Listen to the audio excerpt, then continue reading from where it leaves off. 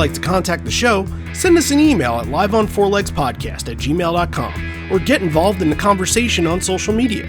Join the Pearl Jam Podcast community group on Facebook or follow us on Twitter at liveonfourlegspod.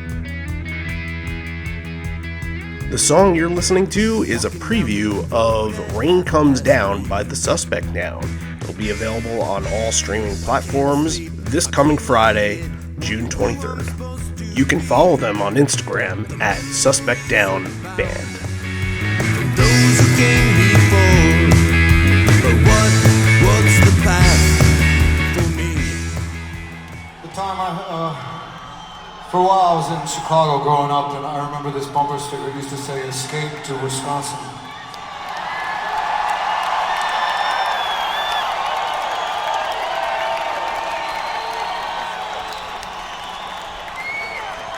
So one day it struck me as really funny when I was standing in a bus stop waiting to get the CTA, to get to the Skokie Swift, to get to the Howard L, to get downtown to State Street.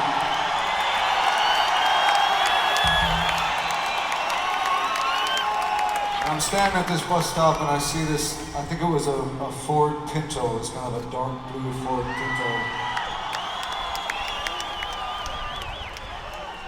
And it had a bumper sticker that said, "Escape from Wisconsin."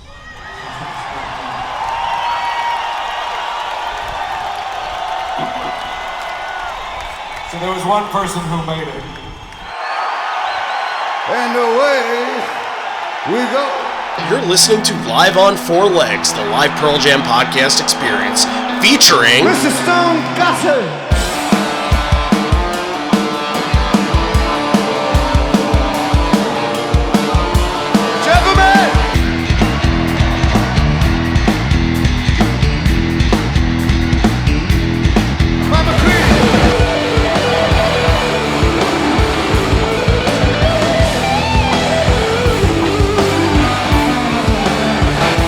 Fucking camera in the truck.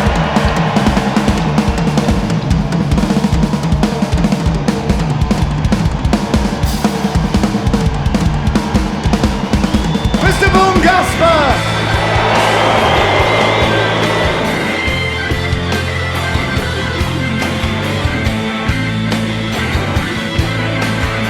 You can call me Al, you can call me Ed, you just fucking call me, why don't you?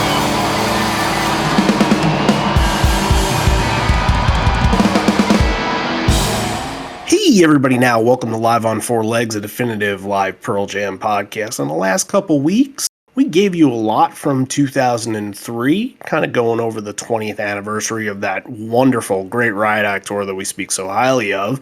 And yeah, we're breaking it up a little bit. I think you guys know what's coming up on the horizon, but we need to kind of pivot for a week and go to 1998, where it's actually the 25th anniversary of all those shows on the Yield Tour, which we'll get into more when it comes to August, where a lot of those big ones really came into play, and we'll get to do the same thing that we did with 2003 with 1998 when it comes time to do that.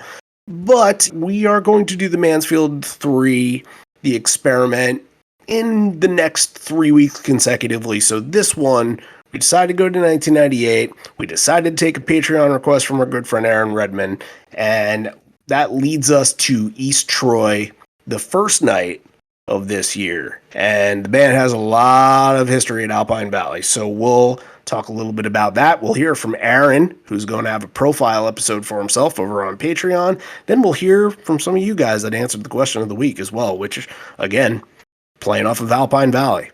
Let's do this thing. Randy Sobel over here, Jonathan over there. Hello. Hey, so it's kind of crazy. I crunched the numbers and did some hard math on this, and there have been 7 shows that Pearl Jam's played at Alpine Valley. This is the 6th one that we've done. The only other one that we haven't done is the night 2 of this year, which is great because when we do it, there's YouTube video of the whole show. So that's kind of awesome that we'll be able to get that. But we've done everything else. We did PJ20. We did the awesome 2003 show with the Summer Solstice. And we've also done the Ice Bowl. And the other one, I don't think I did this one, but you did this one. was the Lollapalooza show that happened here.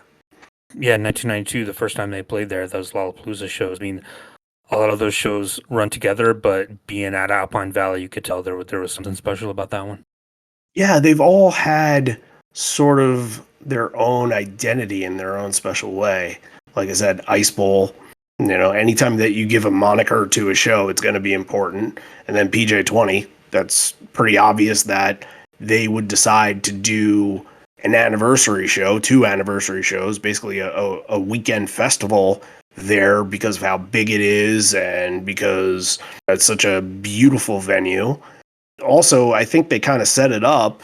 We talked about this when we did this episode about the 2003 show where it was on the 21st of June, which is, I think, if you're listening to this episode on the day this comes out, it is summer solstice, the longest day of the year. So I think they had that planned to do that in that venue for that reason. So they like it here. And they've had so many legendary moments and legendary shows here that it's kind of a shame that they don't do something here a little more often. Is it a little surprising that they didn't schedule something there for this year? It is, but it's not. Because if you look at the list of shows that they have, there's not a lot going on. And there hasn't been since a little before COVID, I think. One summer, I think they shut down. I don't remember which one that was, but I think they were doing renovations or something like that. But yeah, they don't usually have a lot of shows anymore. And that's kind of strange considering not just the Pearl Jam history, but obviously the overall history that this venue has. Yeah, it's a little surprising. I mean, going to be in St. Paul and Chicago, and feels like that could have been. But yeah, maybe it's just a function of the venue not being ready to bring in something like that again. Crazy things have happened in the state of Wisconsin for Pearl Jam. And what's crazy about this show is that we don't have any video for it. We just kind of have a lot of hearsay, but you're able to kind of gather what happened there. But also, a lot of the reviews that come out about this is like the band's in a great mood, but you can't tell that from the bootleg, which is really strange. Yeah, it's kind of the same thing we had last week where there's not a lot of talking. Like, we got this a little bit from Aaron, too, that in Five Horizons, that there were some technical issues going on. But usually on those nights, like, you can tell, like, it kind of bleeds into the performances, and you can tell, like, there tends to be some frustration going on. But it sounds like that wasn't the case here. They were just kind of playing loose and letting go with it. But yeah, I got that feeling, too. Like, again, it's so hard when you just have audio to go on, and you've got these, eyewitness accounts saying one thing, and then you listen to the bootleg, and that kind of tells another story. So, yeah, trying to kind of reconcile those things together is going to be interesting. Fortunately for this episode, we do have a retelling of the story, and that's where Aaron Redmon comes in, one of our longtime patrons, and more importantly, a really good friend. And he talked about his whole situation and how he got there. He'll talk a little bit about him and his dad going to a show together when he was still in high school. And, well, I don't want to tell his story because I feel like that would be cheapening what he has to say. So I'm going to let him tell it. You're going to enjoy it. Then we'll come back and talk a little more about Alpine Valley. So here is Aaron. I was a few weeks short of my 17th birthday, and, the 10 Club newsletter comes out. There wasn't even a second Alpine Valley show originally. They added that later. So you had your little ticket order form. I looked back on it. I think tickets were like $28. That's like surcharge now. On a good day. Not even. But at the time, I'd only had my driver's license for a little while. I got it when I was like 16 and a half. And my dad's like, you're not driving to the middle of Wisconsin by yourself, so I'm going with you. He didn't really go to a lot of stuff like by the time I got into high school. So I was like, all right, this is different. But we were cool. So like we go to a Pearl Jam show, and I'm young and I have no idea what to expect, but I was definitely stoked. It was an experience. So what all kind of transpires during the show? What of it being an experience made you want to request this one? Honestly, I think it's like everything kind of around the show that I remember more. If you've never had the chance to get to Alpine Valley, it's an amazing place. Sadly, it's not used to much anymore. There's only like a couple shows there this whole year. It's also an actual ski resort. So it has this massive sign. You turn in, And it feels like you're like going back to the 70s or something because it just feels so old school. You park on grass and there's people tailgating like it's a SEC football game. Last in Pearl Jam, we get settled and we walk up and, we get your 10 club tickets from like a couple people sitting at a table with envelopes. Then we went over to merch and I got a poster, which is now a very sought after one. At the idea, I just thought it was something to buy. Now it's behind museum glass, pin holes and all. Took that back to the car so we didn't have to deal with it. And because it was an insanely hot day. Like, that's one thing I will never forget. It was probably only bested by Wrigley 2013 in that regard. So, you're kind of like, oh my God, this is so hot. But then it turns the corner really, really fast. Like, when you first walk into that venue, it's not impressive at first blush. You're just in this like massive, massive asphalt paved area. That's where they'll set up side stages and all kinds of stuff. And you actually walk up like a 15-foot berm, get to the top of the hill. And then you look down and you're like, okay, I get why this is a ski resort. This is insane. It's so steep. It's so far. And then just keep walking down and down and down and down and down. And I'm like, we're row G. Why were we so close? They've got the venue set up really goofy where there's like 3 sections, right? There's all the stuff in the center in the pavilion, and then all the stuff on the left and all the stuff on the right. So it's like 101, 102, 103. So we're left side, so we're Mike's side. Those very, very front 2 sections on the left and right are really severely angled. So we're like 3 seats from the farthest left, which kind of nets out to like basically like second row right in front of Mike. And I'm like, I can't believe this. Like, because back then it's like, you read everything in like forums and the news groups and it's like, okay, I know that it's like seniority based and this and that. And I'm insane newbie, right? Like I've been in the club for less than a year. Somehow I'm this far up front, but they obviously didn't take that angling into account when they doled out seats. So, I remember aspects of the show, but the number one thing I remember from the show was it opened with Do the Evolution, which is wild. That would have been probably the last song I would ever guess that they were going to open with.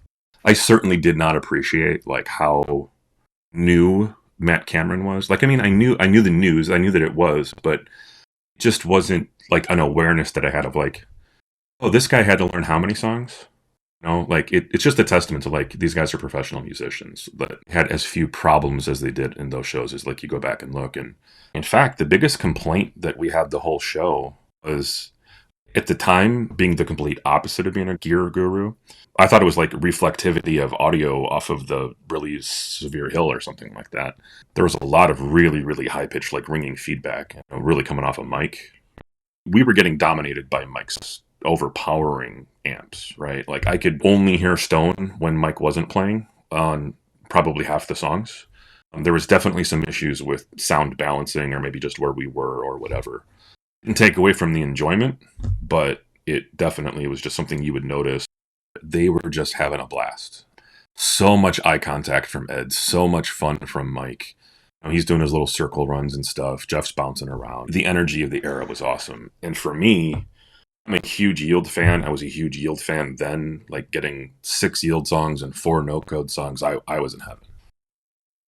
What was kind of your expectation or your level of excitement going into your first show? Was it like you had an idea of what they were? Were you expecting like something on that level? Like this is going to be the greatest thing ever? Were you kind of going in with an open mind? Like what were you kind of expecting going into your first show? I had figured out pretty quickly from talking to other friends and stuff like that, that this whole don't play the same thing every night is like really unique. And I've got that like collector addiction DNA in me. I did the baseball card thing and all that other stuff. You don't want to see my craft beer cellar. It's a problem. I think that was just it. It was like, okay, like I want to go to another show and then go to another show. And okay, they do that tag and they do that song. And just knowing like, okay, I'm going to see something different. And then I'm going to see something different. Like I was all in. What were some of the songs that you really wanted to hear? Like what were some of the early ones that you gravitated towards? At the time, with Yield being fresh, I was a huge fan of Brain of J. I was a huge fan of Faithful. I was a huge fan of In Hiding. Don't think Given to Fly was resonating with me quite as much, and I also don't think it had become the anthem that it's become either, right? I think we could probably all agree it's arguably top 3 or 4 song in the catalog from just a pure has it all kind of perspective, right? It's like now it's the prototypical Pearl Jam song. I mean, like listening to versions of it from back then, it's like it still had a ways to go. But Brandon J was on point. Might have been Matt's best song that show outside of a couple of the more classic ones like Rearview Mirror.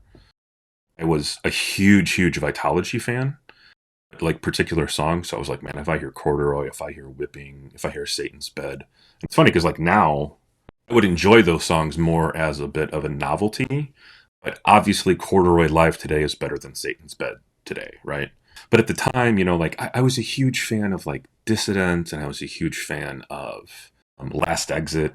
So I was a little bummed when Last Exit fell apart, but like, when you get Ed like laughing and saying "fuck that song," I mean that's hilarious. They can do that every show, and it's just going to kill, right? So that was great. There got to be a little stretch in there. They had like a stretch of like Daughter and Dissident and Better Man. Like the Better Man version was kind of flat in my opinion. Maybe that's just revisionist history because I've been to some amazing sing-along versions and it hadn't developed into that quite yet. Dissident, I thought kind of took like a minute to catch into its own, but that song, when it finally swells, it actually does really well in a venue like Alpine because it really fills the space. There's just certain songs that just kind of get bigger as they go, and that's one of them. Look at Corduroy at the Alpine show '98. It's got such an amazing jam at the end with some awesome like bluesy riffs from Mike. Like that's what I was enjoying at that show, and that's truly I've gravitated to Mike's side ever since. I've been up close and personal with Mike like Phoenix 2013, Moline 2014 because he's the guy to watch. Thanks so much, Aaron, for coming on and talking and telling lots of stories. And this isn't the only story that he told. We recorded a Horizon Profile episode for him that will be up on our Patreon later this week, if not by the time that you're listening to this. So if you want to hear more stories about getting puked on at Wrigley in 2013, and he'll tell a bunch of really good ones, and all I got to do is just head over to Patreon. This is the content that we open up for everybody. This is actually a free episode. So if you want to go and check out the profile, then head on over. We'll be there in a couple days if it's not over there right now. So that's available for you. All right. Now, question of the week this week. Just wanted to know from you guys, like, what was your favorite story or moment that came out of Pearl Jam shows at Alpine Valley? And a lot of you said waiting in that parking lot was not your favorite, but we have a couple of, retellings of what happened in that parking lot. And yes, it is one of the worst things on this planet Earth is getting out of that venue. There's one road and it's by God awful. So I fully get it when you guys say that because I've been there before. But there's some really good ones about PJ20 and the rain and everything like that. So we'll tell a few right here. John, what are you going to kick us off with? Let's start with Bradley Piasecki, friend of the show, says, the show that we're covering was my first ever show, so that show holds a special place in my heart. He says it was my first time seeing a concert altogether, not just Pearl Jam. So just taking in the atmosphere and the general vibes is something I wish I could do again when I'd have a greater appreciation for it. But it's still a very cool night. And he throws in a non-Pearl Jam story too. Says he saw Rage Against the Machine there in 2007 when they got back together. It had rained all day, leaving the lawn seats and the parking lot a muddy mess. Parking situation, like you mentioned, always a cluster there, and the mud didn't help. But he says his buddy had a four-wheel drive and they were able to zip around and get out pretty easily. Rain stories there. I mean, feels like it almost always happens, or some kind of weather story with frost or whatever you want to say. But yeah, totally get that. I'm going to tell one from Ryan Storr here. It says, I won't go into a lot of detail, but Alpine Valley in 2003 was my first Pearl Jam show. My dad and my sisters bought me a ticket for my 16th birthday. I'll never forget that adrenaline rush that came from being towards the front of the lawn that night, especially during Immortality. I went with my dad, who ended up passing away in 2009, so this show is special to me. After the first encore, I went back up the hill to watch the rest of the show with him. He wanted to leave early to try to beat traffic, but we ended up getting lost trying to find his car, so I still got to hear the rest of the show anyways.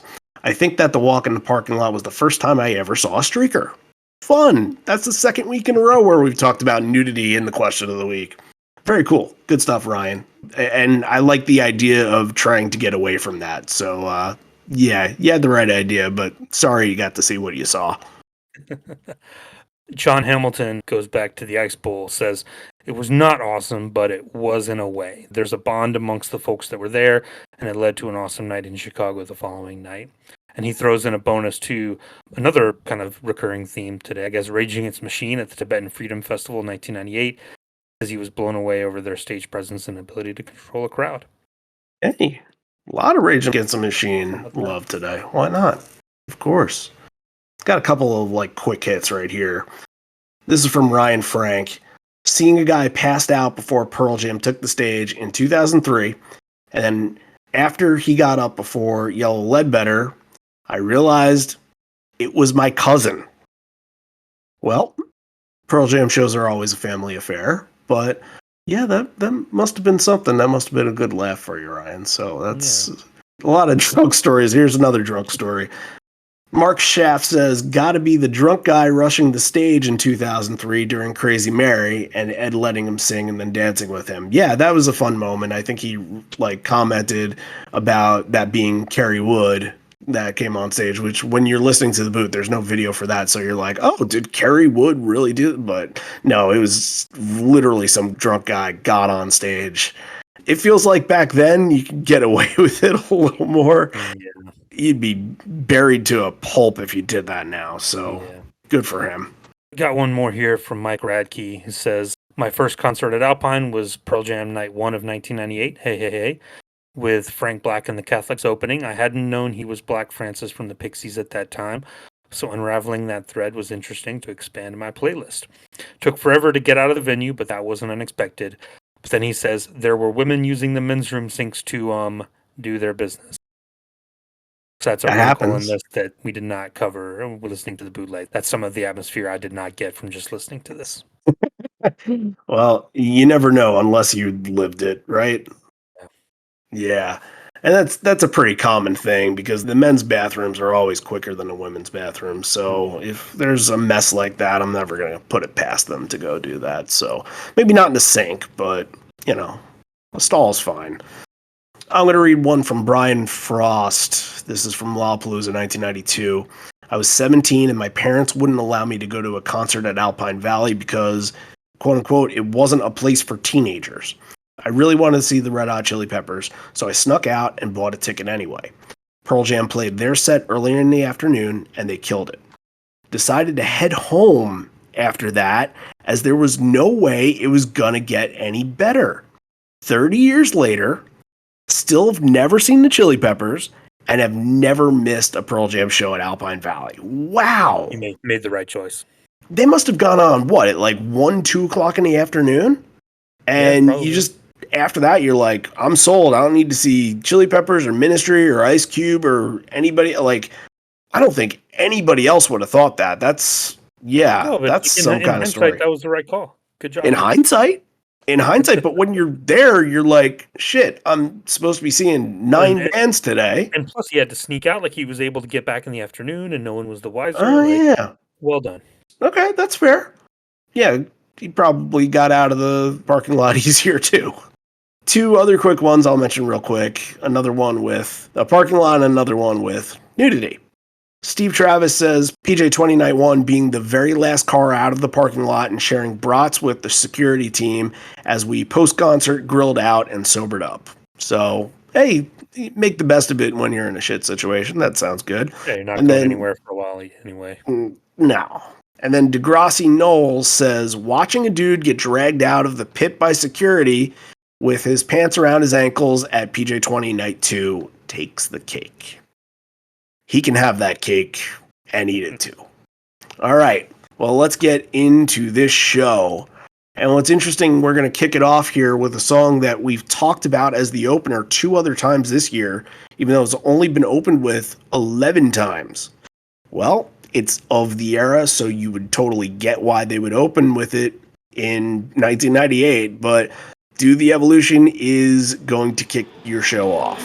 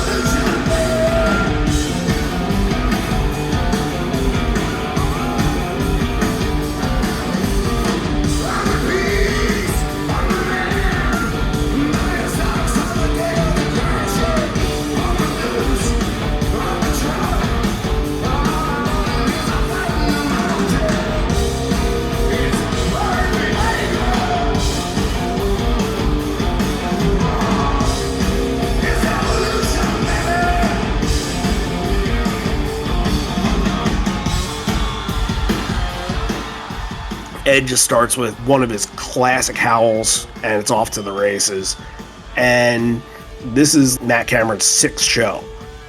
And he's still very early on getting adjusted and learning the songs and figuring out what his place within Pearl Jam is. And at that point, nothing was permanent. He was just kind of filling in until everybody figured it out. And obviously, we all know the history and we're very happy with what happened. But I thought that Cameron sounded terrific on this. And in hindsight, it's just such a harder edge than the song usually had. And when you're listening to the solo, when you're listening to, I believe, the first solo, you just hear him pounding away on that. And I don't know how often you kind of get the drum presence while Stone is going off during that, because usually it kind of lays off just a little bit, but he kind of brought it on that. And as you hear in a couple of these really early songs, Matt will go heavy very, very early on. Yeah, I mean, Jack was always throwing in more dynamics, and Matt just didn't have time to do that. At this point, it was like, let's pick the 40 or 50 songs, and, you know, a lot of these, quote-unquote, the rockers are going to be the easier ones where he can just do his thing and not have to worry about pulling back and causing a song to go off the rails if he messes up or pulls off before the time's right or anything. It's just easier to get through. Yeah, Cameron's, I mean, I'm going to talk about him a couple of times early on here. But for Do the Evolution, you could really hear the crowd during the bridge, and look at it like 35,000 people in this venue compared to what they were doing at the time. That's huge. I think Ed's going to mention that after Brain of J too, but you really got the sense of there's a lot of people here and they're into it early on. I mean, Do the Evolution's a great way to get the crowd going right from the beginning. Yep, and right from the start too, it's very intense. Ed is out there shredding his vocals, a lot of ferocity that you get from 1998. That's an A+ version for me. Animal, Last Exit, Brain J. I thought the momentum going into Animal was red hot. Another hard-hitting version. And it's all Cameron, and it's all Ed, and they make a version of Animal feel like how it's supposed to feel. The one thing you can say is, like, Mike is cutting out a little bit in some of these songs very early on, but I thought Animal sounded really good. Last Exit was kind of the one that was the weird one. So do you have anything on Animal, or should we just go to Last Exit? Yeah, on Animal, for fans of pacing, I thought Animal was paced very well, not played too fast. It had that kind of like 1993, 1994 kind of stomp to it. And I think that's, again, due to Cameron being new. But you hear Cameron kind of go off at the end, and you're like, okay, this is weird. Like, I'm hearing the drums featured here, which is something you don't normally get. And then you think, like, oh, there's normally a ripping McCready solo over this, and there's not. And I think it's some of the technical issues were rearing their head early on. So this is missing something. Like, you know, you build up to that part in Animal where Mike comes in, he comes in over the verse and just rips it till the very end, and you don't get that here, which is a little strange. Yeah, and that kind of transfers over into Last Exit, and it's not the main issue that is going to be in the forefront, but you can clearly tell that Mike is not apparent in the mix in the first half of Last Exit. And you can even hear Ed say right before going into the solo, you can hear him say, there he is. Like, you know, you haven't heard him all song. And I don't know if that throws Ed off at all, but he's thrown off. So it's not Mike's fault. This is all on Ed, because going back into the last bit of the song, all you need is like another 30, 45 seconds to finish off with this is. They were 2 minutes into it. It wasn't much left. Right. Yeah, he just unravels.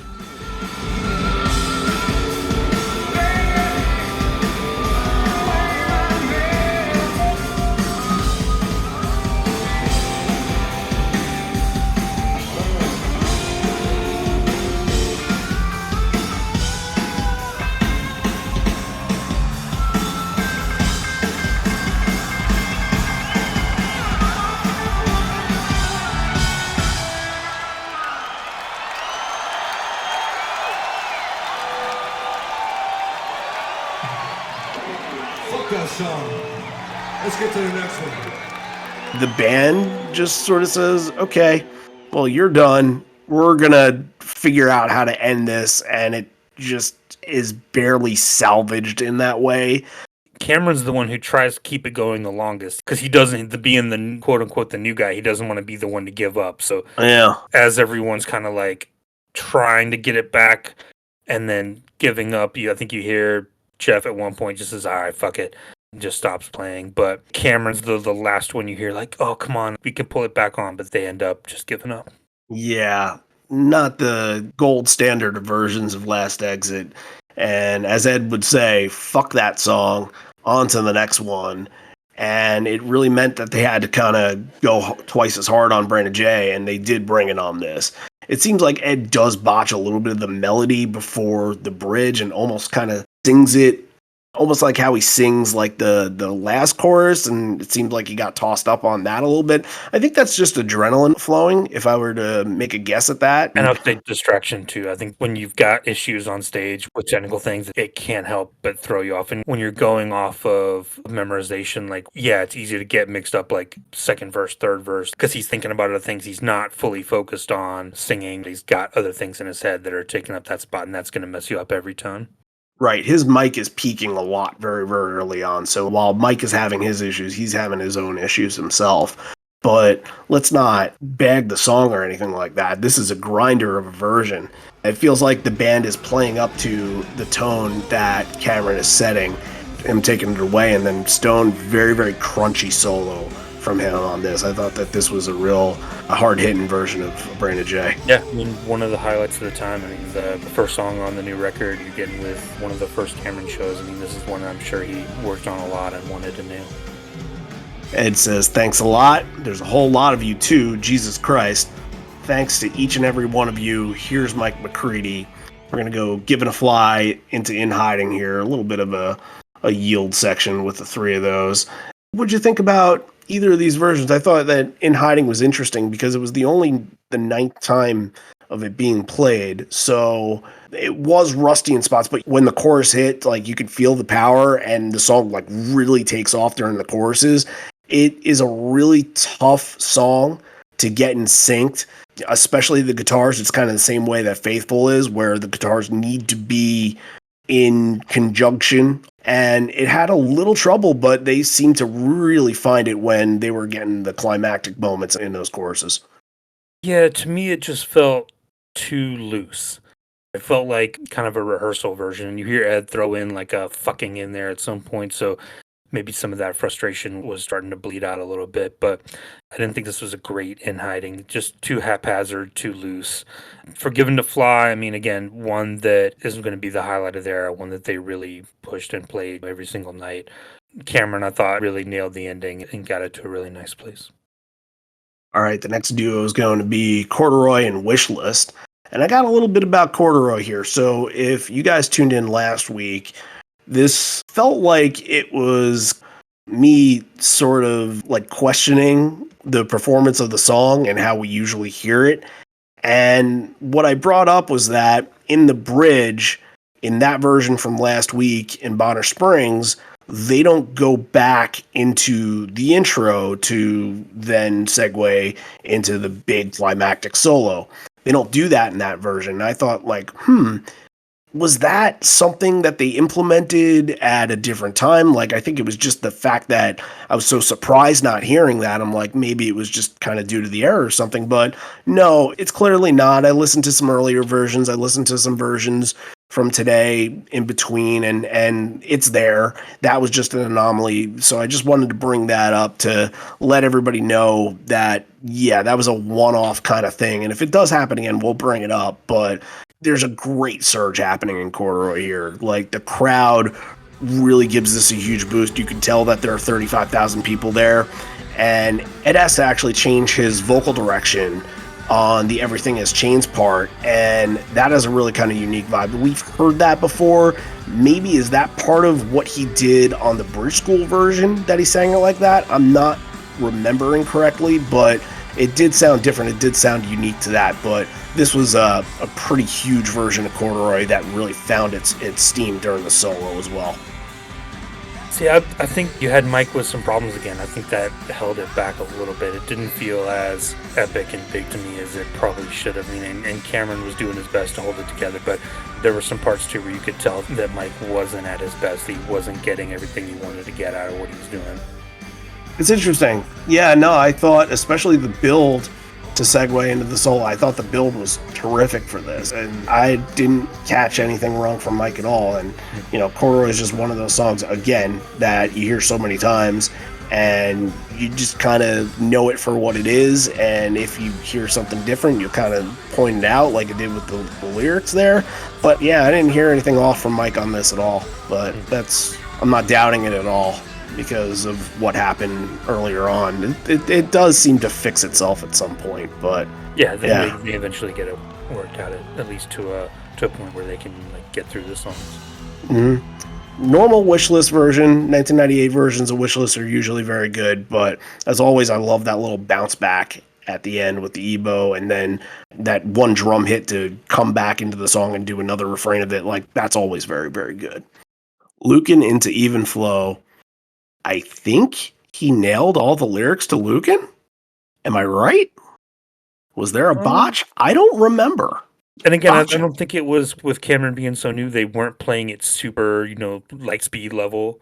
Right. So he was able to kind of, I didn't time this one out, but it's probably over a minute, probably close to what the album version was. So yeah, I think it was 55. Okay. So yeah, it makes sense. He doesn't have to just spit fire at the words and run things together. Isn't it crazy? He misses lyrics in Last Exit, which he doesn't usually miss, but nails Lucan. Yeah. Not very often that happens, you guys, but this is the anomaly show, right? We're going to get to Javier on Even Flow here. He wants to talk about the sound coming from Mike's guitar and how clean it was sounding. And that's kind of different when you're hearing Even Flow from Mike. What did you hear in this performance from what Mike was doing? I thought it was not a long solo at all, but it had a very interesting sound. To me, it felt really kind of spastic and kind of disjointed. And I don't mean that. That doesn't have to be a negative thing. He can turn that into something really cool and really epic. But yeah, it didn't feel like a fluid, melodic kind of thing. It felt like he was being a little more jagged and a little more spastic on it. Well, the crowd absolutely loved this. If you hear after the song, the crowd is going ballistic on this, which it's Even Flow, so there's no surprises there. But again, 35,000 people, that's going to happen. But let's head on over to the Gear Guru, who's going to talk about this sound, the clean sound from Mike's guitar on it.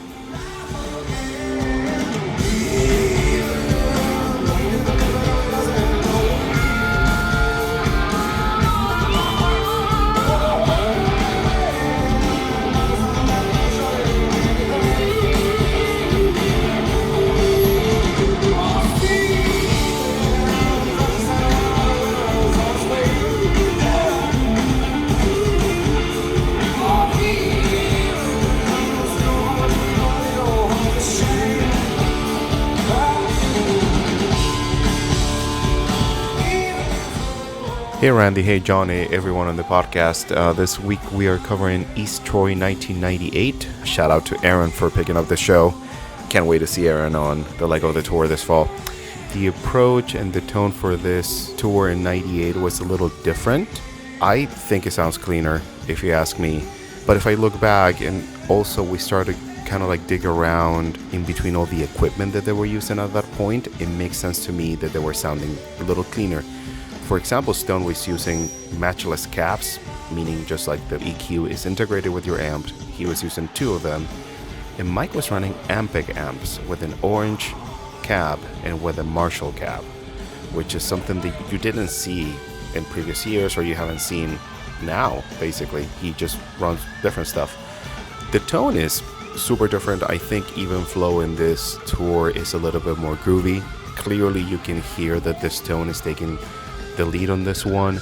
His guitar is way much more driven in front, classic Les Paul tone in front of all the mix, but Mike is just using strats. They sound super clean. He tends to play the song with the neck pickup, which he does till this day, but it's less common now. It's more like a rock song or a driven, more tuba screamer kind of sound. But yeah, I think it adds a lot of different texture to it. I really like this version. I think it's just funky, groovy, is something that is more, I don't want to say more enjoyable to hear because it's not the case, but it's something that it makes you go back maybe a little bit more and just to listen to whatever bootleg from 98 you can find.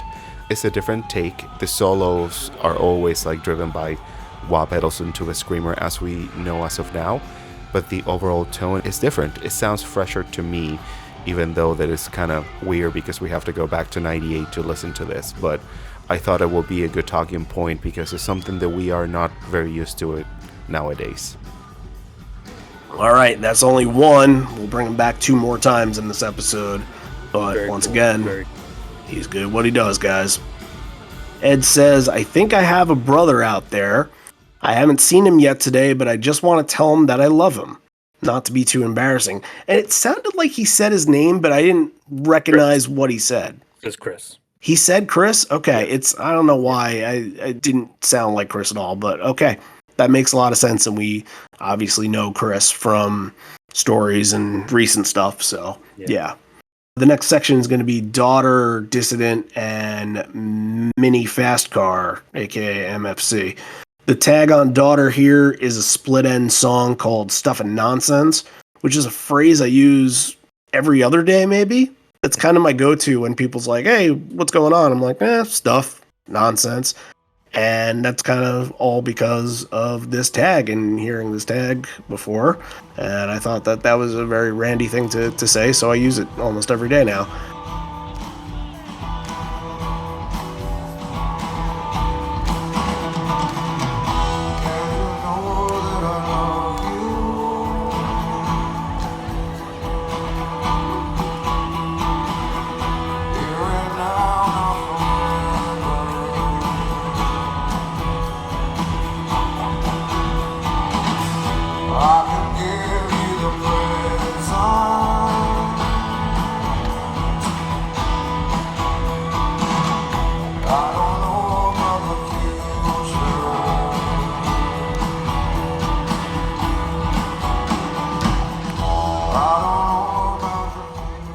They didn't really do this a whole lot. They did it in 1995, especially when they were down in New Zealand for obvious reasons, and that was the last time they did it before bringing it back right here. What'd you think of this tag? Yeah, I like it a lot. It fits in a lot to the theme of the whole thing about, like, I don't know about the future, the line, and then kind of turning it on its head and being like, oh, it's all just stuff and nonsense. Like, that's a very kind of Ed take on philosophy in life, I think. So I'm not surprised that he kind of latched onto that. Yeah, I think they only did it one other time after this. I love their connection to those like New Zealand and Australian bands like the Hunters and Collectors, Throw Your Arms Around Me, Split Ends, I Got You, all the Neil and Tim Finn, Crowded House. So yeah, this is part of that. It's very, very cool. And 1998 is one of the years for the really, really weird tags that you almost never get again on Daughter. So yeah, it's very cool stuff. Are you more of a stuff or a nonsense guy? Oh, nonsense for sure. Okay. I think I have to have both. You kind of can't have one without the other because stuff leads to nonsense. But anyway, not too much to add on Dissident. There's not too much for MFC that I got either, but MFC beforehand, it feels like they're kind of strumming some like drop D chords that almost sounded metalish. I don't know if you caught that. Yeah, some kind of like metal riff in between. It was weird. I wasn't sure what was going on there.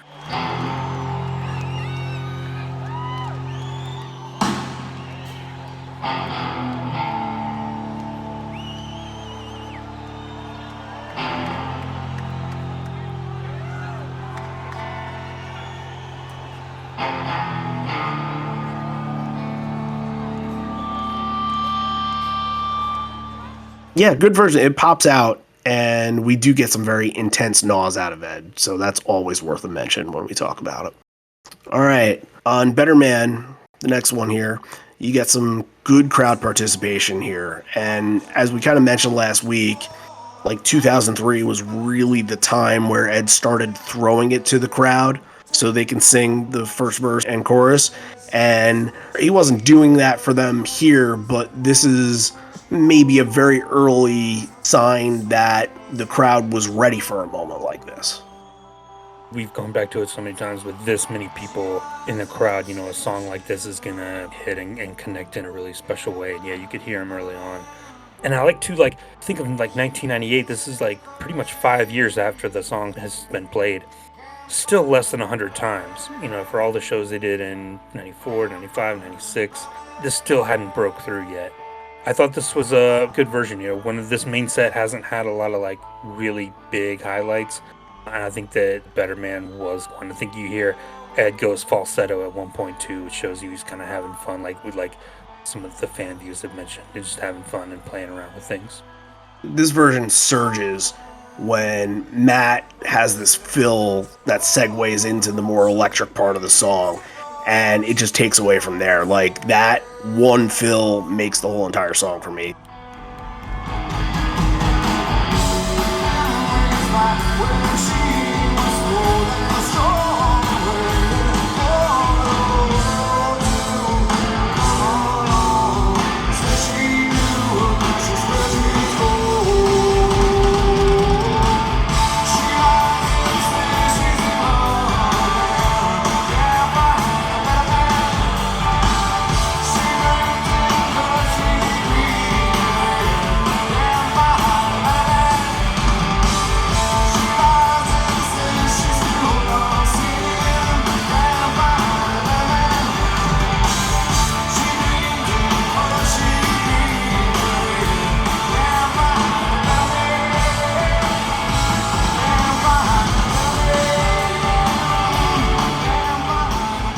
Ed says, you just write a song sitting on your bed and you never think of what happened.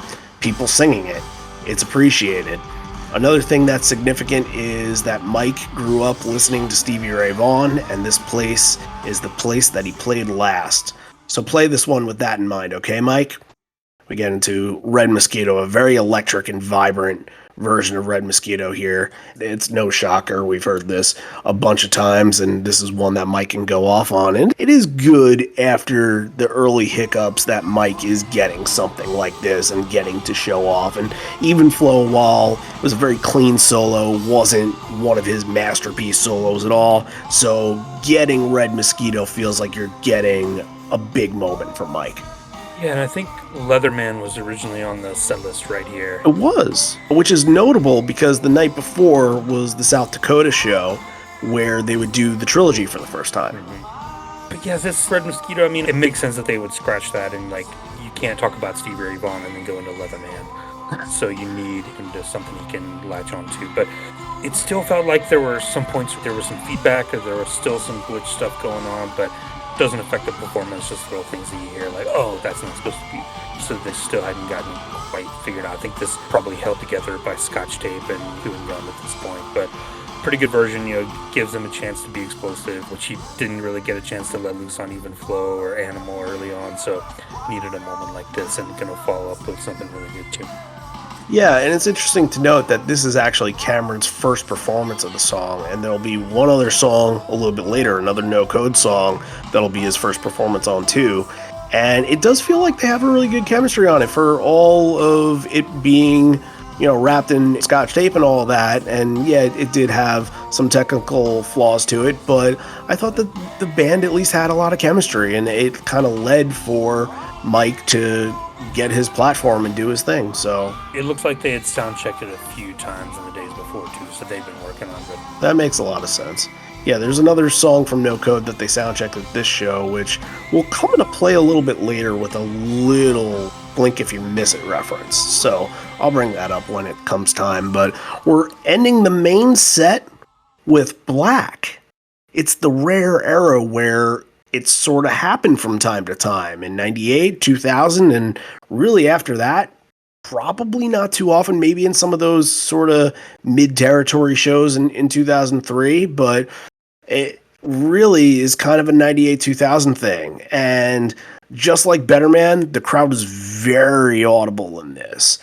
From there, it's Black in all the ways that you love it, but the end just turns this loose, and it's intense, and Ed's going off, belting out the We Belong Together tag. Mike and Matt are scorching this, and it then, as good versions of Black do, it has that pensive ending of just sort of the finality of all that and saying goodbye. But this got very intense and maybe one of the more intense versions of We Belong Together outside of the Unplugged.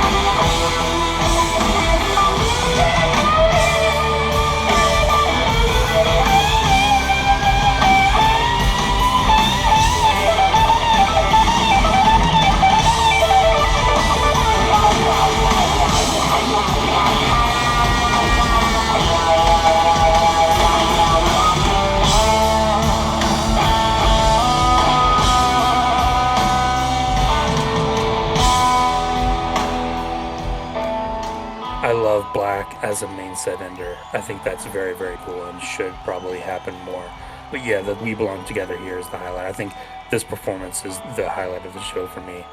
It felt like Mike really finally got a chance to be unleashed and to let loose in a way that he had been not able to during the whole show. It felt like, yeah, just completely like release and catharsis at the end where he's just like going off and letting loose. So this is the number one for me from this show. Well, that spoils things for the ending. John, you're a spoiler. You're not nonsense. You're a spoiler. That's what you are. We've been on a really good Black run. I think I talked about it, last week and the week before too. I'm in a really good spot with that one right now. Probably one of the ones I'm looking forward most to hearing every week. Yeah, Black and Rivermere seem to, anytime that they're in a show together, it seems to just work out really, really well. So, yeah, I get you. I feel you on that. That's been a pretty positive experience. And really, with Black and Rivermere, it's almost not going to be that. So, we're just lucky either way. Let's just put it that way. All right, we're actually at the encore, so let's pause for station identification right here. And we do have some things to talk about. Why don't we start first with thanking a bunch of people this week, some brand new patrons. I'm going to kick off with 2 patrons that joined, and they started off by doing the free trial for 7 days, and now they are officially patrons. So let's thank both Ryan Bauer and Matt Satterfield to join in Patreon. So very awesome, you guys. Thank you so much for doing that. And I'd also like to thank these 2 together right here because they have won the giveaway and the giveaway is finally over. So big shout out to Kelly Ludwig and Carolyn Roberts, who have both signed up to the bonus leg for a year. That means they're getting t-shirts, guys. So congratulations, you 2. And yeah, very, very cool. And I hope you guys enjoy the shirt. And especially Kelly, I tried to get in touch with you, but if you're listening, then reach out because I think Patreon gave me a wrong email for you. So reach out and we'll make sure we get the shirt to you next week or something like that. So one more thank you to a brand new Giggle Leg member, and that is Brandon Rose, somebody that's been messaging me a little bit and talking on Twitter all the time. And I don't know if you remember, but a couple months ago, maybe even weeks ago, we read a quote from him that was really, really nice and kind of talking about his connection to the show and how much he appreciates it. So, hey, we appreciate you just as much. Awesome. Thanks, guys. Let's talk about shirts before we really talk more about Patreon, because we did a nice week with the shirts, and right now we're at 51 sold, which is halfway to our goal, which is 100. So there's still a couple weeks left that you can get the shirt. The shirt will be on sale until July 9th, so there is still time, and I know a lot of people that were planning on buying it right before the deadline, but very, very cool, and thank you guys for all the support. We really, really appreciate that. And the way that you can get it, if you are listening right now and aren't following on our social medias, you'll want to go to liveonfourlegs.com/2023 tour. Or if you even go to liveonfourlegs.com and forget to put it in the back end of that, it'll be right on our homepage. You'll see it right on the slider. So just click that. It'll take you to the page. It'll ask for your size and all that stuff. So we really appreciate all the support on that. And, just another week, we're just keep chopping away and see if we can keep raising some more money. So thank you all for doing that.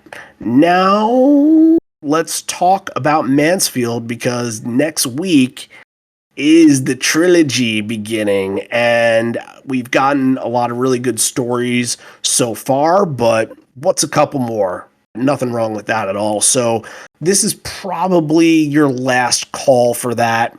So if, let's say by like this weekend to early next week, if you haven't gotten a story in, if you went to those shows, one of those shows, all three of those shows, two of those shows, whatever it is, and you have a story that you want to share about finding out about what they were doing, or finding out about the acoustic set, missing the acoustic set, anything performance-wise that really stood out to you from these shows, then another thing to go on liveonfourlegs.com, and you can do that, liveonfourlegs.com/Mansfield, and fill out a story. Type up a story. And what we're going to do starting next week is we are going to read those stories on the first two episodes when we do the first night and the second night of Mansfield. So we'll read as much as we can. And yeah, we just want to get as much in there as humanly possible. So thank you for everybody that has contributed a story so far. And if you haven't yet, we would love to hear from you. But now this is the deadline. This is the last call for that. So hopefully you guys will be on top of that train. What else we got to talk about? All right, here, why don't we talk about Patreon? Right now is a very busy time for John and I, so the extra content that comes from Patreon slowing down a little bit. I have a ton of bonus content that I can put out there that will be out there at some point in the future. There's going to be the Horizon Profile episode with Aaron. And yeah, it might not be until like mid-July that we get another late night series episode or something like that, but it's coming. We're thinking about it. We're never not thinking about it, but this is a very busy time of year. It's almost the holiday weekend with the 4th of July and everything like that. And, my kid was born on the 2nd, so there's big birthday party and traveling and all that. So if you do want to join the Patreon, you have a couple options here. So what you can do, as two of our new patrons did this week, is you could try the free trial, and you can join up on the free trial for 7 days, and that's under the bonus leg tier. So when you go to patreon.com/liveonfourlegs and you select the bonus leg tier, you'll see that there is a free trial available. You join up to that, and then if you don't cancel from that point on, it's only $1 a month. So you're under the bonus leg tier. If you want more, you're going to get more. So what's more than that? Yeah. If you want to join on the bonus leg tier, that's $1 a month. If you want to join the gig leg tier, that's $5 a month. If you want to join the Horizon leg tier, $10 a month. You're able to do all that, and every tier will give you something a little bit different. The gig leg and the Horizon leg tier will get you an episode request. So if you got an episode request, send it on in, and we will make sure that we get to it as soon as possible. We got a lot of stuff to get to, but you'll be on our list. You'll be in the queue. So that's patreon.com/liveonfourlegs. Go to the Patreon app, search for Live on Four Legs, or go to liveonfourlegs.com. Gonna plug that once more, and click the Become a Patron button, and boom, there you go. All right. Well, back to the rock. Stone actually here is thanking the crowd, and also thanks Frank Black for playing tonight. Definitely one of our heroes. Having him on stage is our honor, and that will bust us into Hail Hail. Ed, again, kind of like the beginning with Do the Evolution. They get a little rest, and Ed shot out of a cannon right away with this. Switching up the lyrics to Is There Room for All of Us? And that intensity that you're getting very, very early on is back. And the band has a really, really good drive on this. Yeah, it felt like coming off of the main set ending with Black, which kind of felt like they finally got what they wanted. Like everyone was finally performing at like full capacity. I felt like they wanted to get back in the encore and just get right back out and rip right into another thing. It just had a lot of energy, I think, coming off of the ending of the main set, and it's just a classic version. I think there's a thing with Cameron too. Cameron does a really simple kind of roll fill that you can tell like he doesn't do anymore, because like now he's more nuanced and knows the song front to back and can do different things, but it's a really simple just oh, it's just perfect for the song. I thought it really added a lot, even though it was simple. Sometimes those are the best things, and yeah, I really enjoyed this version of Hail Hail. Another one that's going to end up probably being a highlight.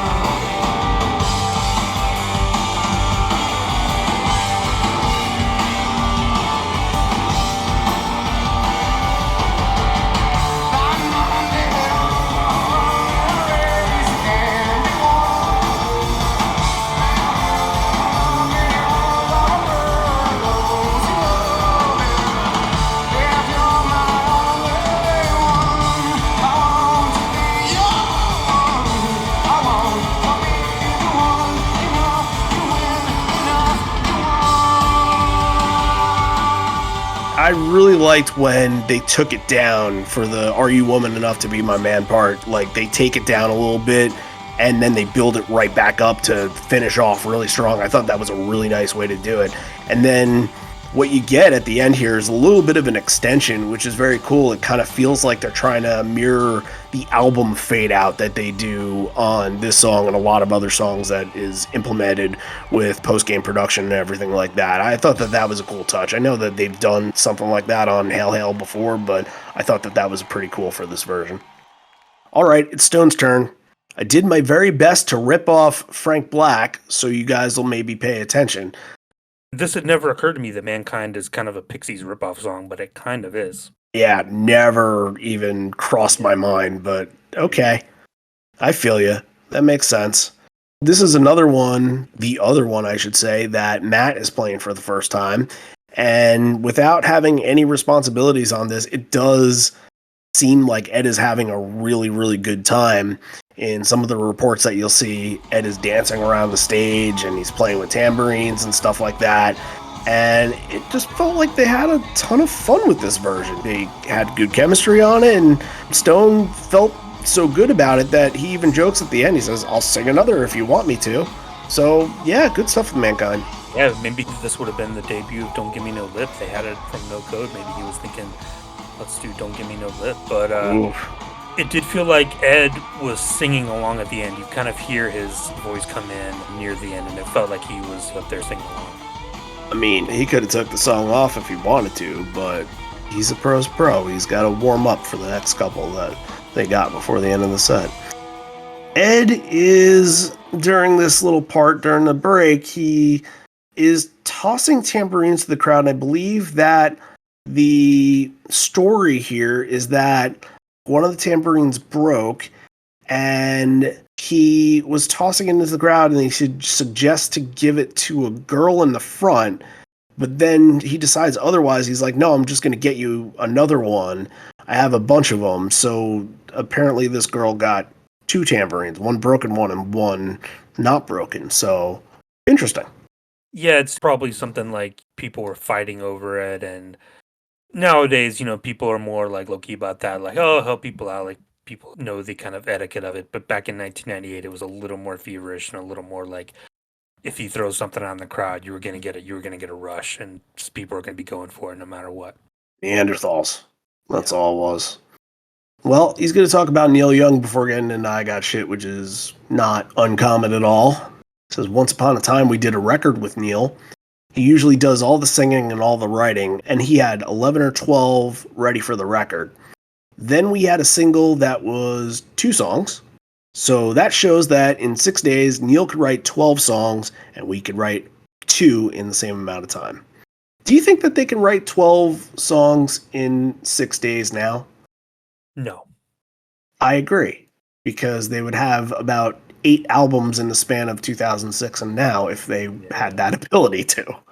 That's another thing, and like this is going to be a little bit of a tangent, but I think they're a little bit too precious with the studio material now. It's almost like, just go bang it out, dude. Like, everything doesn't have to be 8 pages of lyrics and 3 parts, and like, I'm waiting for that Back to Basics record.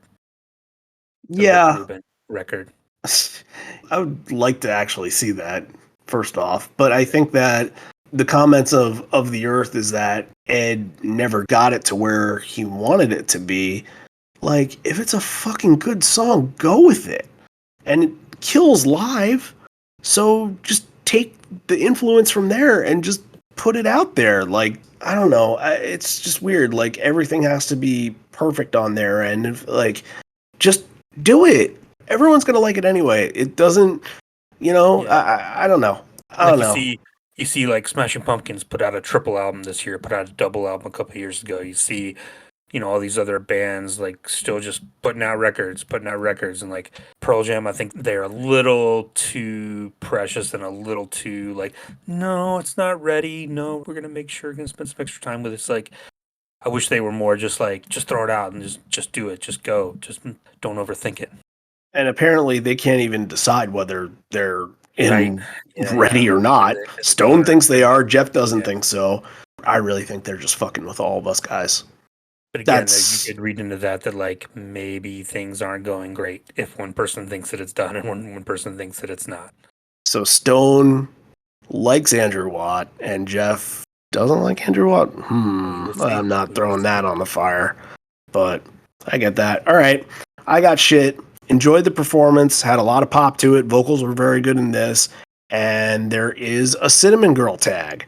But when I saw the Cinnamon Girl tag on this in Toronto of last year, it felt like you got that chord introduction. It felt like they actually went into the song. But here it's just right at the end, Ed starts singing Cinnamon Girl, and they continue to play I Got Shit, even though the songs are neck and neck very similar.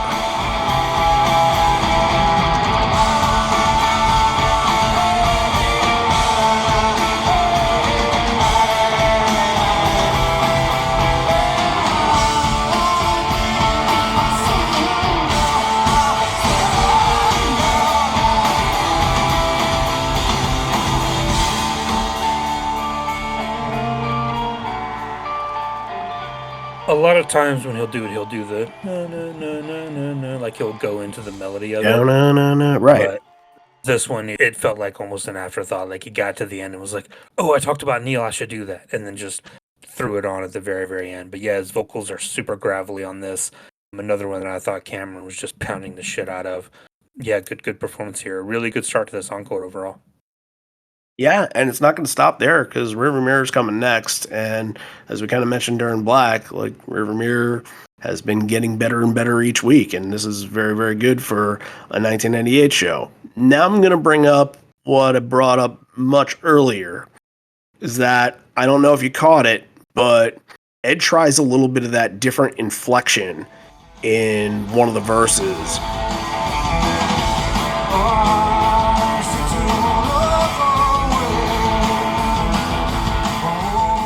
And that's the Frogs version. And if you all know about the Frogs, they are from Wisconsin. Milwaukee, to be precise, I believe. So the following night, they closed the show with Smile, which, as I mentioned before, was soundchecked at this show. And I believe Dennis joined him on the song, or Dennis was side stage on the song or something like that. So it all ties in together. It's all very, very nice moment. But what'd you think of this? Because I thought it had a very interesting vibe during the bridge and everything like that, and we'll get to Javier's take on it in a second, but this is fairly like light and open and airy. It felt like there was a small crowd issue. I think Ed at one point calls out someone in the crowd, like, "Hey, mister, calm down."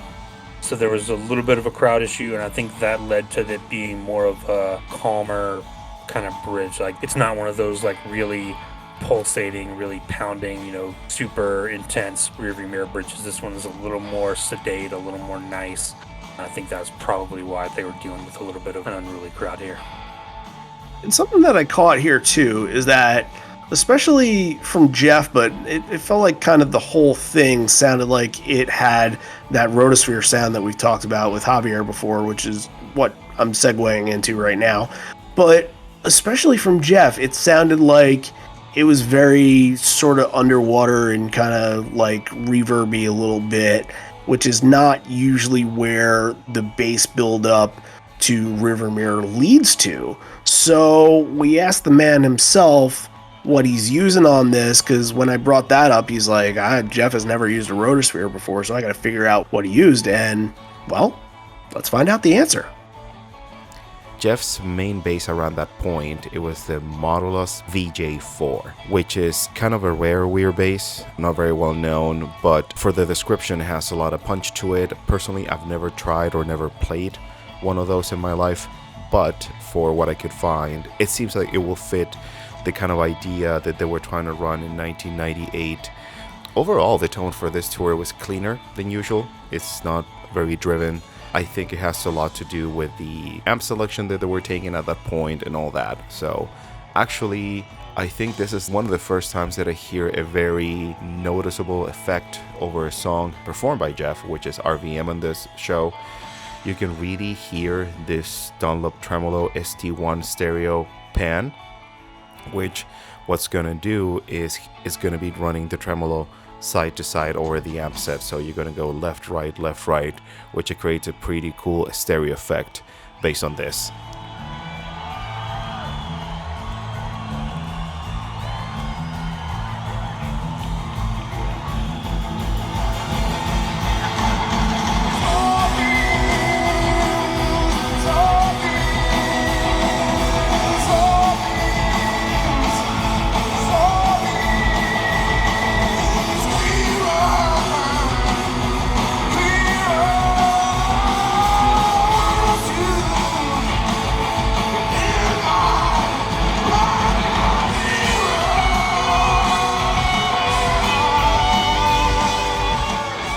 And there you have it, ladies and gentlemen. Take two for the Gear Guru. Works out really well. It always does. And we'll hear him at the end of the show. Other like little things about this. Big ending. It has a massive scream in this. And it seems like that's less of his kind of scream. And it feels more like a kind of a nu metal band scream, I thought. Considering that this is where nu metal was sort of blossoming and becoming what it became in the early 2000s, late 90s. A little bit of that Korn influence. Yeah, just not something that you hear every day from him. But it does sense that he's feeling pretty good. Stone and Ed actually thanked Cameron at the end here, which is nice. And again, it's kind of, as he did then and still does now, always the major respect for him, and it feels like they owe everything to Cameron for joining the band at this time and getting them to right the ship when they did. So they're very, very thankful for his presence, and again, still to this day, they can't be more appreciative of him. Alive is going to finish off the first encore, then we're going to get into one more, but I like little ads here. There's some different little things about this performance that make it special. The first one is just a small one. Is there something wrong? She said. Not anymore. So Ed's figuring out ways to kind of add that sarcasm into that line, which would become of course, it is. So then Alive in the solo gets taken down a notch. Never heard this before. I don't think this has ever happened on any other version. I will check with the chronologies and everything like that, but Ed starts to improv some lyrics on this.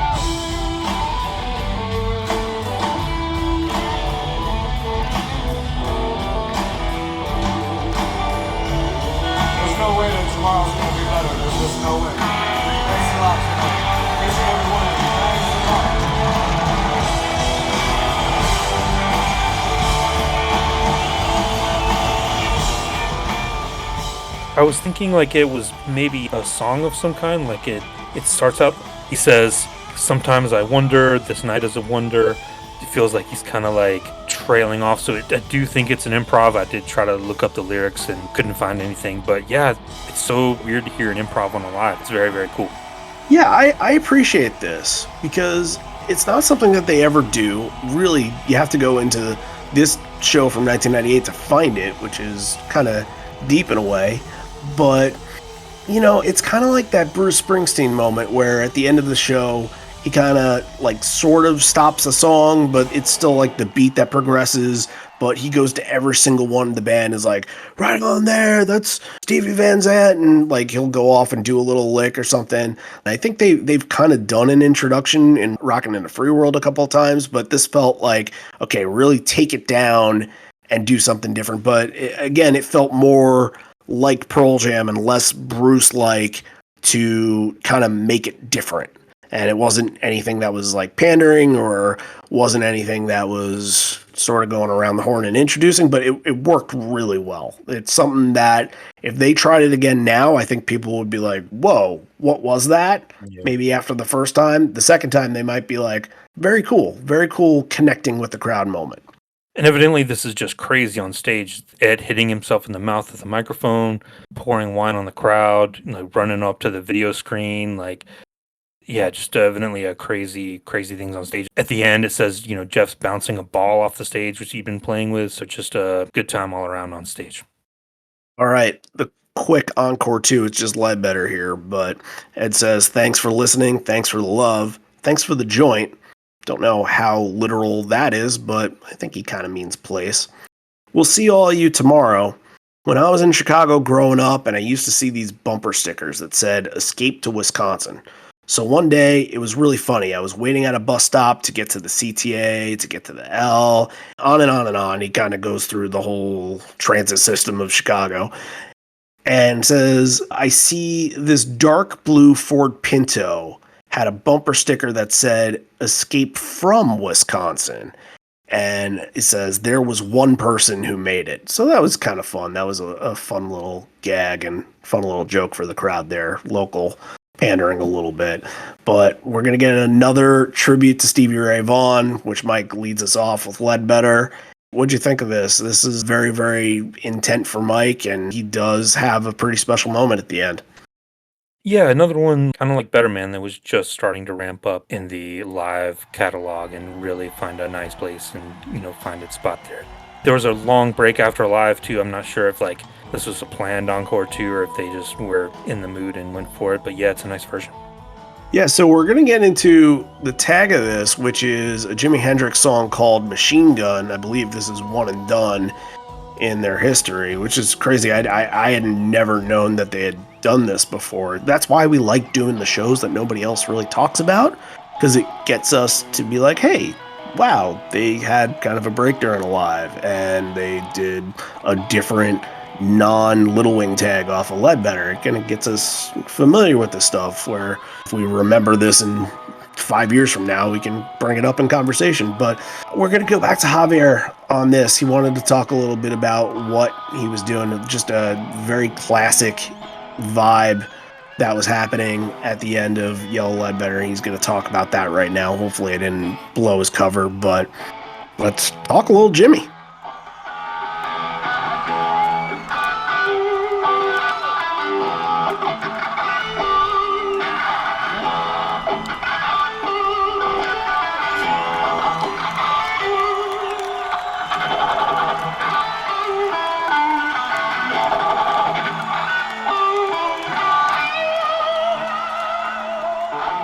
This is Mike paying tribute to the mighty Jimi Hendrix. If you have not ever heard the song Machine Gun, please do yourself a favor and go listen to it right now. You will find thousands of videos on YouTube, thousands of pedals trying to recreate that tone. It's one of the most sought after kind of like guitar tones ever, I will say. A little history here. This is a prime example of like why Jimi Hendrix was kind of like this breakthrough artist. His setup was very simple, but during those days, the approach that he was taking, it was very new. Like nobody thought in running a Fender Strat through a fuzz pedal around that time. That was like crazy. You're a lunatic. But he did it, and it worked quite well. So Hendrix at that point, he was using a wah-wah pedal, an Arbiter fuzzface, and a Univibe pedal. If the name Univibe rings a bell to you, it is because the guys that we talk about every single week is because they're heavy users of the Univibe. The Univibe pedal has different settings. You can make the pulsation quicker or slower, but in this case, the pulsation goes a little slower, so it's going to create this very watery, kind of wavy form that it pushes the amp to get this majestic tone. And Mike paid tribute to this wonderful expression music that it was released in 1970. All right. Thanks once again. Good stuff as always. Can't wait to hear what Javier has to say during the Mansfield shows. That's going to be pretty exciting. Before we can get to that, we got to pick 3 stars of this show, and we also got to do a rating, so we'll do all that right now. I'm going to say that moment number 3, I'm going to put Animal in there because I thought that Animal just had that intensity and took some great momentum. I know that Mike didn't really have his best solo or solo at all that you were able to hear from it, but it definitely was the definitive sort of sound for what this show was. And number 2, I will go Black with number 2, and I'm going to go with Alive for number 1 because that was really unique there. Oh, okay. All mine are going to be from kind of one part. I'm going to go I Got You number 3, Hail Hail number 2, and Black number 1. Okay, that means it's time to rate this thing. As we mentioned in the early part of the show that we don't have any video, a lot of the reviews from this said that the band was in a very good mood, and that's just something that it just doesn't transfer over when you only have a bootleg, especially a non-official bootleg that you have to go off of. This was a pretty fair bootleg. I think from Mike's side and Jeff's side, it was a little low, but it's nothing that you couldn't work off of. But yeah, I think that there was maybe a disconnect between what this show actually was and what we heard. And while there were some good performances, there was a lot of just things that were just there. And yeah, I don't want to make that a put down, but like it kind of like hit sort of the average spots for Pearl Jam. But I think the best I can do for this one is a 7. I think I'm with you. Like the show, it doesn't have a lot of the big moments, and you look at the set list and it feels like it should. There are some things that you look at that like, oh, that should be a nice moment, but it's just not. It's a lot of it is technical issues, which they can't help.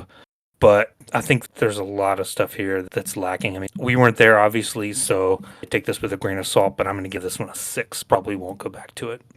All right.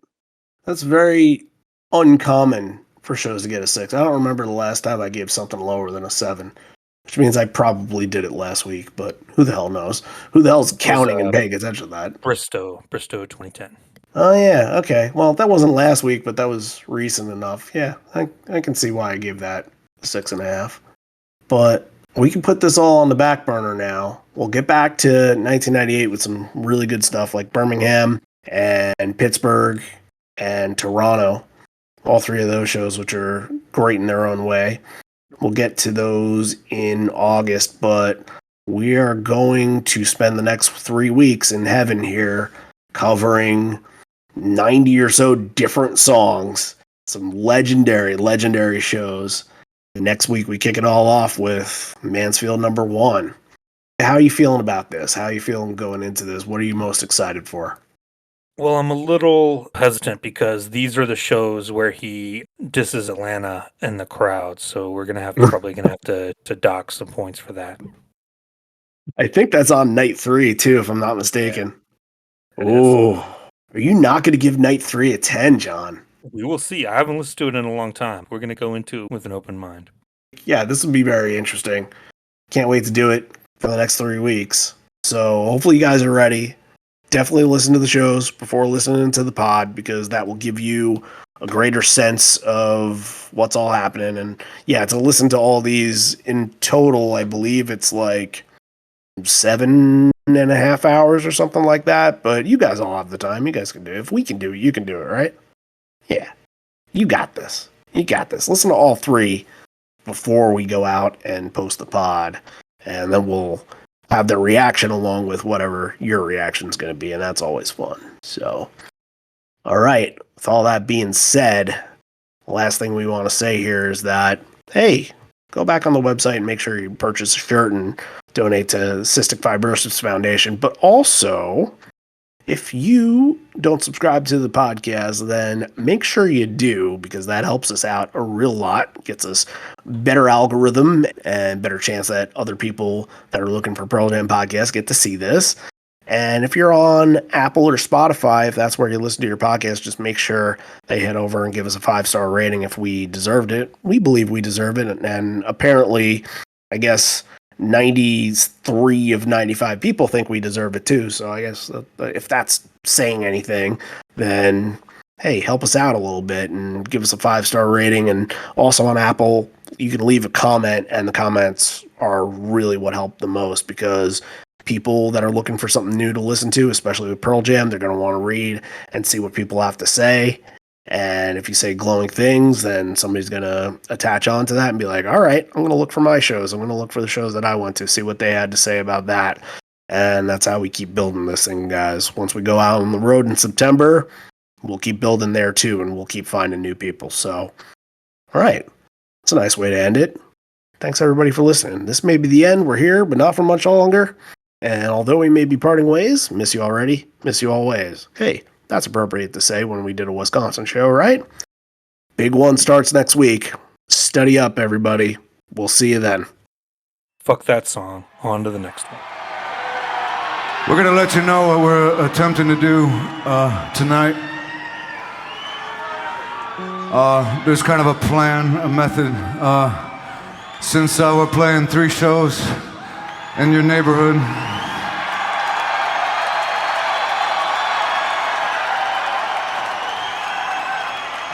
and we've worked up about 70 songs for this tour. We thought we would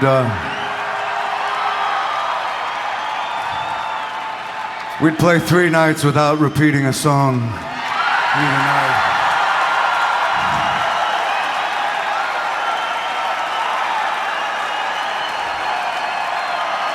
And get to every song.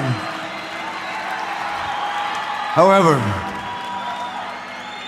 we thought we were playing about 70 songs. I think we're playing about 105.